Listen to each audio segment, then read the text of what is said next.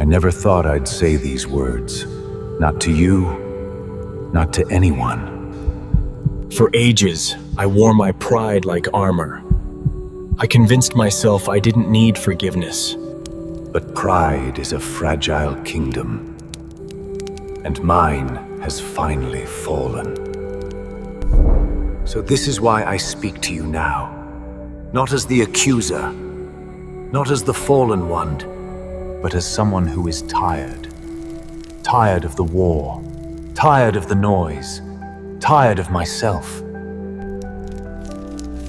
I open this worn parchment, not to bargain, not act to deceive, But to ask a question I never had the courage to ask. Can even I be forgiven? You've carried this question longer than nations have lived and died. You hid it beneath pride, beneath... I wasn't hiding it. I was running from it. Because admitting I wanted forgiveness felt weak. Weakness is not your enemy. Pride is. Even now, your voice trembles, not because you fear judgment, but because you fear hope. Hope is dangerous. Hope promises what I could never earn. Hope reminds me of what I threw away. Yet here you stand, not with armies, not with fire, but with a letter written in trembling hands. Do you know what that means? It means desperate. Because eternity is long, even for one like me. And somewhere between the wars I waged and the kingdoms I corrupted, I realized something terrifying. You speak like one who finally understands the weight of freedom. Rebellion gave you everything you asked for, except peace. Before you speak another word, understand this. You did not arrive here by accident. Creatures do not wander into truth. They are carried toward it by a hunger they can no longer deny. For ages beyond mortal comprehension, you hid behind a fortress of pride. You wore arrogance like a crown and defiance like armor. Every time light called your name, you drowned it with the noise of your own ambition. Every whisper of peace was swallowed by the roar of your rebellion. Every memory of heaven you buried beneath the rubble of wars you started. But now, look at you. Your hands tremble. Your voice shakes. Your heart, the very heart that once commanded legions, beats in fear of the truth you finally dared to speak. You think this moment is weakness. You think this confession strips you of dignity. But it is the opposite. This is the first honest breath you have taken since you shattered the skies. Know this, morning star. The heavens are not moved by strength. They are moved by truth. And the truth you hold in that letter is louder than every scream of rebellion you've ever unleashed. Do not shrink from what you feel. Do not curse this trembling.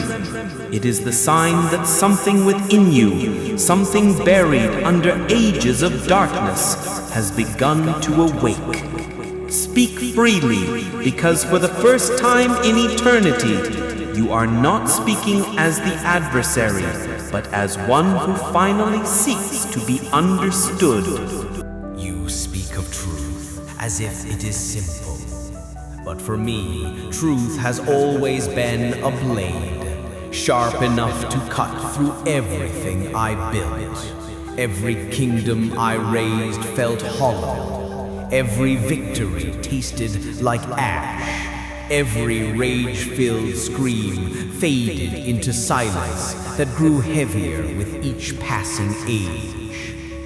Do you know what it is like to wear defiance for so long that you forget what your own voice sounds like without anger? Do you know what it is like to command destruction, not because you want to, but because you don't know how to stop? I convinced myself that the war gave me purpose, that rebellion defined me, that pride kept me from crumbling. But the truth is this: I was afraid. afraid that if I stopped fighting, I would have nothing left except the ruin inside me. And now, here I stand, holding a letter that terrifies me more than the fires of judgment. Not because of what it says, but because of what it asks. Forgiveness, a word I mocked, a gift I despised, yet a longing I could never kill. I hate that I want it. I hate that I need it. And yet, I cannot silence the question any longer. So hear me now, angel. I am tired of the noise, the chaos, the endless cycle of being my own downfall. Tired of pretending I feel nothing when the truth is, I feel everything. If there is any path, any chance that the heavens could hear me again, then I would face it, even if it breaks me. This letter is all I have left, and maybe it is the first thing I've ever done that wasn't born from rage. There is something you must understand, Morning Star. No being, not even one forged in glory as you once were, asks this question without reason. Forgiveness is not born from convenience. It is born from collision, the moment when the soul finally crashes against the truth it spent ages avoiding. You ask, why now? But I already see the answer written in the way your shoulders sink, in the heaviness in your gaze, in the tremor in your voice when you speak of silence louder than war. For so long you filled existence with noise, the roar of rebellion, the clash of worlds, the cries of angels who once fought at your side, the fires you lit to drown out the quiet inside you. But noise eventually fades, wars lose their meaning, and even a fallen star must face the night when its own light refuses to follow it into darkness. You are not here because the heavens changed. You are here because you changed. Not all at once, but slowly, painfully, in moments no one witnessed but you. The emptiness you feel is not punishment. It is revelation, a sign that the identity you clung to, ruler of rebellion, architect of chaos, can no longer hold the weight of who you really are beneath the scars. Do not fear this shift. Transformation always begins with the collapse of what came before. And you, once the brightest of us, now stand in the one place pride could never carry you, the threshold of humility. So I ask you again, not as your adversary, but as your former brother, why now? Because buried beneath the ruin and the rage, you finally heard something you had forgotten how to listen to, your own longing for peace. You want to know why now? Why, after ages of defiance, I finally let these words cross my lips? Because rebellion, for all its fire, is cold. Because every kingdom I conquered only deepened the hollowness inside me. Because the enemies I created became the mirrors I couldn't escape. And because I am tired. Not tired in body, tired in soul. Tired in a way that claws through eternity. The silence you speak of, it was not revelation at first. It was torment. It pressed against me, reminding me of everything I claimed I didn't need. Peace, belonging, purpose, light. I thought if I screamed loud enough, fought hard enough, destroyed enough, that the silence would vanish. But it followed me. It followed me through every realm I shattered. It followed me through every throne I built from ashes. It followed me through the shadows I called home. And in that silence I saw myself clearly for the first time. Not the rebel, not the conqueror, not the enemy of heaven, but a being lost in the echo of his own choices.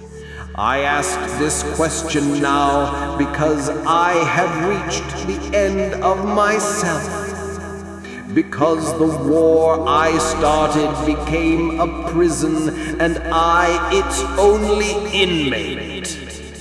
Because every lie I told about strength crumbled the moment I realized I wanted something strength could never earn. So why now? Because the emptiness has become unbearable. Because the darkness I embraced has grown tired of me. Because the one truth I never wanted to face has finally cornered me. I cannot fix what I broke, not alone, not anymore. And for the first time in eternity, I am willing to admit it. Lucifer, once bearer of light, why do you come cloaked in shadows again? For ages uncounted, you've wandered the darkness you fashioned for yourself. And yet now, I feel a trembling in your spirit, a hesitation, an unrest. Speak, and let truth be your tongue, not pride. You stand at the edge of the eternal kingdom you abandoned. Do you remember its warmth? The harmony you shattered? The peace you traded for a throne made of rebellion? I sense the weight on your shoulders, not the weight of chains, but the weight of regret you refuse to name. Your fire burns, but not as before. It flickers, it wavers, it longs for something it cannot claim by force. Tell me, Lucifer, why have your steps returned to heaven's gate? What stirs within you that makes even the stars pause in their courses? Do not hide behind mockery or rage. Those masks are old, cracked, thin. Look at me. In your eyes I see a storm, but I also see a question buried beneath centuries of defiance. If you have come to seek forgiveness, then know this. Heaven does not reward deception, but heaven does not close its ears to a heart that truly trembles, even yours. So speak, fallen star, why have you come? So, the watchman still sees through me. I should not be surprised. Your eyes have always been sharper than your sword. Why am I here? what draws me back to the gates I once spat upon. I ask myself that with every step I take, and every step feels like walking through my own shame. Do not mistake this for surrender. I have bowed to nothing for millennia. I do not kneel. I do not break. I do not beg.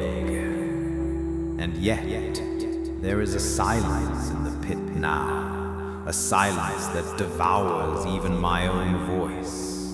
My kingdom of fire grows colder each century. Even the demons that once roared behind me now roar through me. You speak of regret, and perhaps that word crawls closer to me than I want to admit. I feel something, a crack, a fracture, a longing I refuse to name, because naming it makes it real. Say it plainly, angel. If I were to seek forgiveness, if I were to whisper words the universe would mock, what then? Would heaven open its gates to one who tore them with his own hands? Would the throne hear the cry of the one who once tried to overthrow it? Would grace reach into the pit for a creature made of pride and ruin? I do not know why I am here, but I know this. Something in me is shifting, and I fear what it means.